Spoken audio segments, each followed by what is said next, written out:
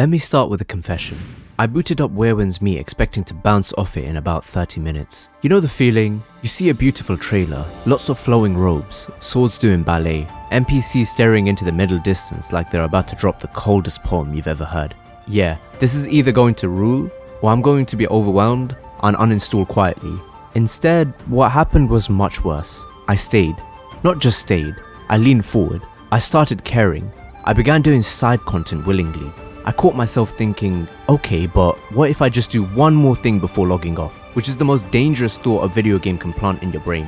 Wyrwind's Meat is one of those games that does not explain itself in a way your Western gamer brain is used to. It does not grab you by the collar and yell, here is the main quest, here is the combat loop, here is why you should care. It kind of just gestures broadly at a whole historical, mythological, cultural vibe and goes, figure it out or don't, the win will still be here. And somehow that works. This is a game that opens with the confidence of someone who knows they're cool and does not need to introduce themselves at the party.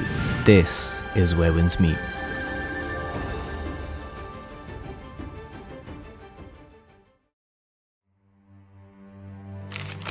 If you're not familiar with Wuxia, let me explain it in the least academic way possible. Wuxia is what happens when martial arts, philosophy, historical fiction, and pure unfiltered dramatic nonsense all agree to live together and never explain themselves to outsiders. People in Wuxia stories do things like run up walls like gravity is a suggestion, fight for 10 minutes, then stop to talk about morality, deliver a single sword strike that represents their entire life philosophy, be extremely sad and extremely cool at the same time. Wyrwind's Meat does not ease you into this. It throws you in and assumes you'll catch up emotionally before you catch up mechanically. And honestly, respect. Because instead of flattening Wuxia into ancient China but with RPG stats, the game commits hard. This isn't just set dressing, the way characters talk, the way the world is structured, the way conflict happens, even the way side quests unfold, all come from this genre DNA. Which means if you're coming in expecting something like Ghost of Tsushima 2, this time with more bamboo, your brain might short circuit a little at first. This game is not interested in being efficient with your understanding, it is interested in vibes. The early game of Wyrwind's Meat is a masterclass in controlled chaos. You're introduced to your character, dropped into a world that feels ancient, lived in, and quietly tense. And then the game starts doing that thing where it presents concepts without stopping to check if you're okay. Combat systems, social structures, factions, philosophical undertones, moral ambiguity, all of it just kind of appears. At no point does the game say, hey, this is important. It just trusts that if something matters, you'll feel it, which is terrifying and also kind of refreshing. Because modern games are so obsessed with making sure you never feel lost that they often forget to let you feel curious, Wyrwind's Meat lets you be confused, it lets you wonder, it lets you overhear conversations that don't involve you and don't explain themselves, which weirdly makes the world feel more real. You're not the chosen one being briefed, you're just here. And yes, sometimes that'll mean you'll finish a conversation thinking, I think that was profound. I'm not 100% sure, but it sounded important and now I feel a little sad. That's part of the experience. You expect me to wait? I'm done waiting. You want me to bend? I was born to defy! You stubborn mule. Seriously? I'll break your damn legs! Go ahead. Break them. I'll crawl if I have to.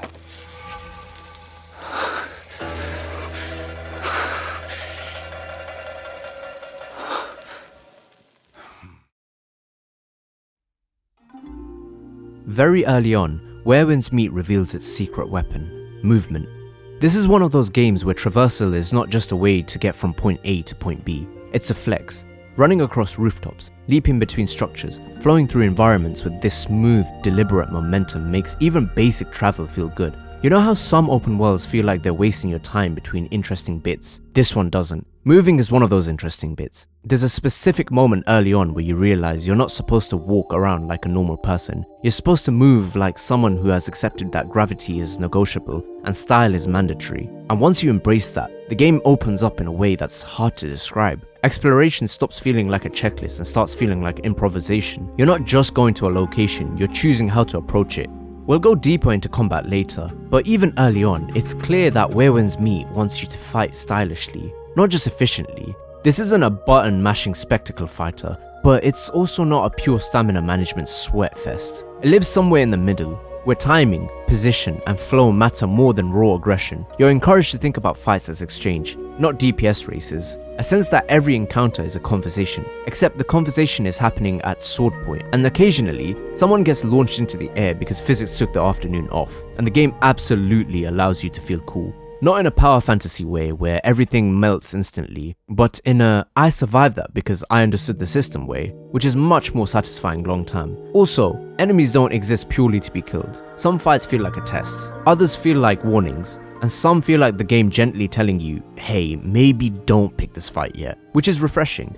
Here's where I expected to bounce off. Games with heavy philosophical vibes sometimes forget to be fun. They mistake seriousness for depth and end up feeling like homework with better lighting. Where Winds Meet avoids that by letting humour and absurdity exist quietly in the margins. NPCs aren't constantly winking at the camera, but there's a dryness to some interactions, a subtle irony, moments where you realise the game knows exactly how dramatic it's being and doesn't feel the need to apologise. You'll get poetic dialogue followed by something incredibly mundane. You'll hear someone speak about destiny and then immediately complain about their job. It grounds the whole experience. This isn't a game that's trying to impress you with how deep it is. It just is what it is and trusts you to meet it halfway. And once you do, the emotional beats land harder.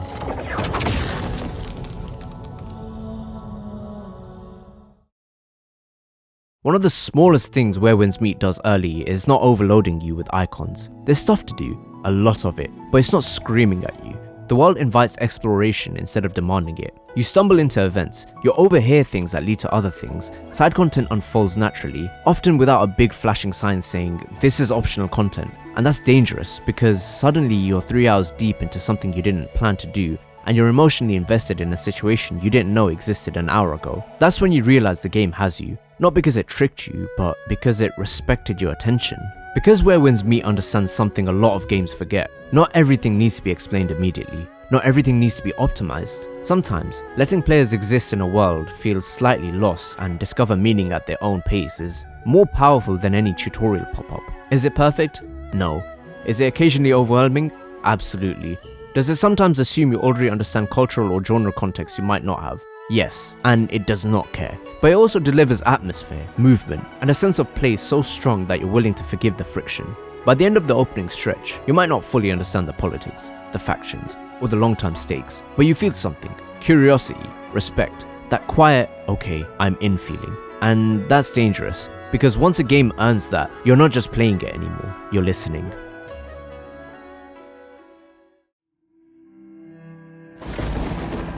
There's a moment in Where Winds Meet where you might stop asking, what button do I press? And start asking, what kind of person am I in this fight?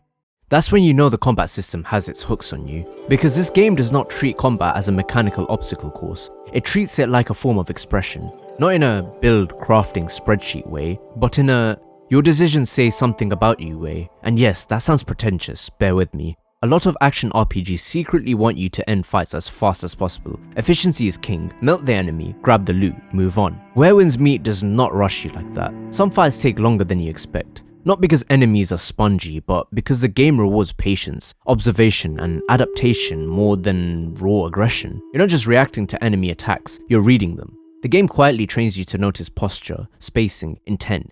Enemies telegraph not just what they're about to do, but how they fight. You start recognizing personalities in combat.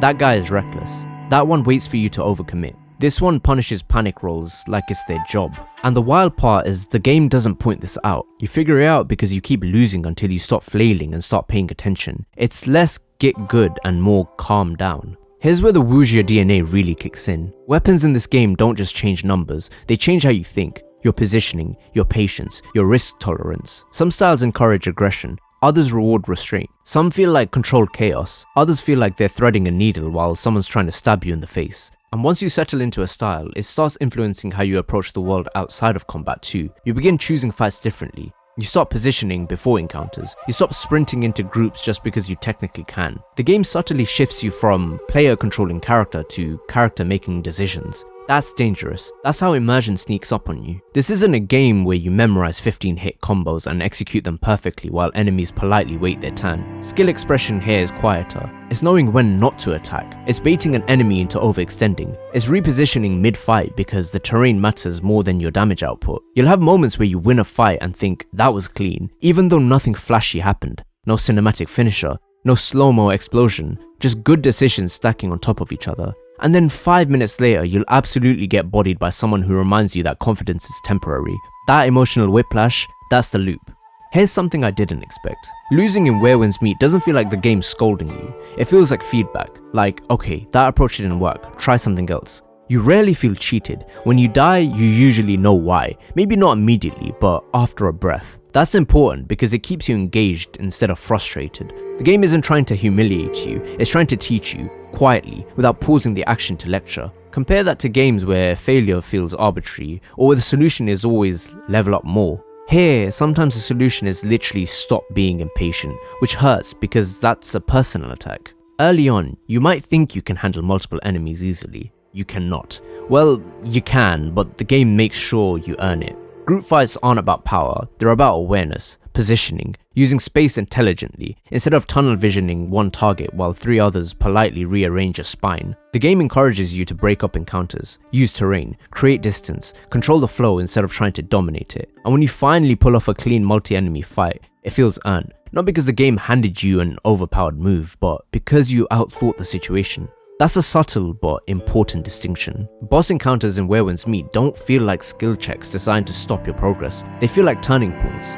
Each one introduces something new, a pattern, a rhythm, a lesson. You're not supposed to brute force them, you're supposed to understand them. And once you do, the fight changes. What felt impossible suddenly feels manageable. Not because the boss got weaker, but because you got smarter. That shift is addictive. It's the same reason people love tough but fair games. The victory isn't just mechanical, it's psychological. You didn't just win, you learned. By this point, the game has done something important. It's taught you that it plays fair. Not easy, not forgiving, but fair. Which means when the game later asks more of you, you're willing to give it. You trust that if something feels difficult, there's a reason, a solution, a way forward that doesn't involve cheesing the system or exploiting AI stupidity. That trust is rare, and once it's established, everything else the game does hits harder. Open worlds usually suffer from one of 2 problems. Either they're empty and pretty like a postcard you can jog through, or they're so stuffed with icons that your map looks like it caught a rash. Where Winds Meet avoids both by doing something risky. It acts like the world would exist just fine without you. NPCs aren't waiting for you to fix their lives. This is one of the first things you notice if you slow down even a little. People in this game don't feel like quest dispensers with anxiety problems. They have routines, conversations that continue whether you're there or not, problems that don't immediately become your responsibility. Sometimes you overhear something interesting and it leads somewhere. Sometimes the story revolves without you doing anything at all, and that's kind of the point. The game doesn't treat you like the center of the universe. You're just another skilled martial artist moving through a world that already has momentum, which makes the moment when you do get involved feel more meaningful. A lot of side activities in Where Winds Meet don't announce themselves as content. They just happen. A chance encounter, a rumor, a strange situation that feels like set dressing until you poke it and it turns into something deeper. You'll accidentally stumble into moral dilemmas, personal feuds, quiet tragedies, sometimes with no clean resolution, sometimes with outcomes that feel unresolved. And that's intentional. This isn't side content designed to give you dopamine and loot and send you on your way. It's designed to make the world feel complicated, human, occasionally unfair, which is bold, because unfairness usually makes players mad. Here, it just makes things stick. Exploration in this game works because it doesn't feel like a checklist. There's stuff to find, sure, but the joy comes from how you find it, from choosing routes, from noticing environmental details, from realizing that a place you passed earlier has changed, or means something different now. The game rewards curiosity, not completionism. If you're the kind of person who needs to clear every icon, this might drive you slightly insane. If you're the kind of person who likes wandering just to see what happens, this game quietly feeds you content without making a big deal out of it, which is dangerous because it encourages just one more detour behavior. One of my favorite things is how the world handles tone. You'll get moments of genuine beauty, peaceful landscapes, soft music, calm reflections, and then immediately run into something deeply uncomfortable or morally messy. The game doesn't separate serious story moments and open world messing around into different boxes. They bleed into each other, which keeps you emotionally off balance in a way that feels intentional. You're never fully relaxed, but you're also never exhausted. It's a careful balance, and the game mostly nails it. This is a quiet game, but it's not neutral. The world has opinions about power, violence, loyalty, and freedom. It just doesn't shout them at you. Instead, it lets situations speak for themselves, lets consequences exist without commentary, lets you sit with outcomes that don't feel heroic or clean. You're not rewarded for being right, you're rewarded for paying attention. And that's the kind of thing that creeps up on you later. When you're not even playing anymore and you catch yourself thinking about a random side encounter like it was a real memory, that's when you know the world did its job.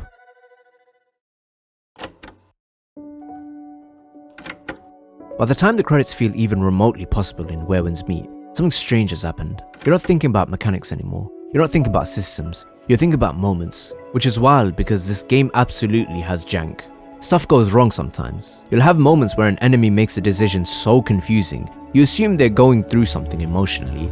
Menus can feel dense. Systems stack on top of each other in ways that don't always feel elegant. Occasionally, the game trusts you too much and forgets to explain something you probably should have known. This is not a game with corporate smoothness. It's a little rough around the edges, a little stubborn, sometimes slightly awkward in the way it presents itself, and weirdly, that helps. There's a difference between a game that's messy because it was rushed and a game that's messy because it's ambitious. Where Winds Meet is the second one. You can feel the devs reaching, trying things, letting systems overlap instead of sanding everything down into bland efficiency. The game would rather be interesting than perfect, and I'll take that trade every time. What makes Where Winds stick isn't one big feature, it's the accumulation. It's the way movement feels second nature after a while. It's how combat starts feeling like intuition instead of execution. It's the NPCs you didn't expect to care about. It's the side story that had no quest marker but somehow hit harder than the main plot beat. The game doesn't chase spectacle, it builds attachment. Slowly, quietly, relentlessly. This is not a game for everyone, and that's fine. If you need constant direction, this game will frustrate you. If you want clean, hyper-polished systems with zero friction, this might piss you off. If you bounce off games that expect patience and curiosity, this one will not beg you to stay. But if you're willing to meet it halfway, it rewards you with something rare, a sense of presence. You're not just playing a character, you're inhabiting a space, a time, a set of values that don't always align with modern power fantasy logic, and that makes the experience feel heavier.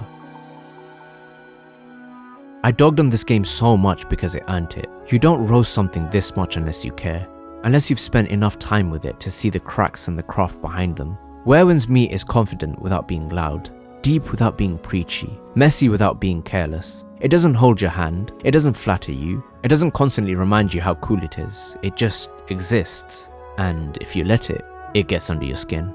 You won't remember every mechanic, you won't remember every system, but you'll remember how it felt to move through this world. You'll remember a fight that finally clicked, a quiet conversation, a strange choice that you made that didn't have a clear right answer. The moment you realized you weren't just passing through anymore. It's been Justmasked, and I'll see you in the world of gaming.